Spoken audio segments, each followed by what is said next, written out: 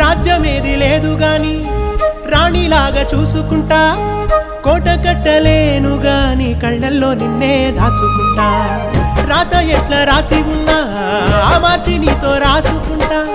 స్వర్గమంటూ ఉన్నదంటే అది నీతోనే ప్రతిరోజు పంచుకుంటా. నిన్ను గన్న మీ నాన్న కన్నా అల్లారు ముద్దుగా సాదుకుంటా. నీకు కోపం వస్తే కొంత దూరం ఉంటా, నువ్వు గీత గీస్తే నేను దాటనంటా.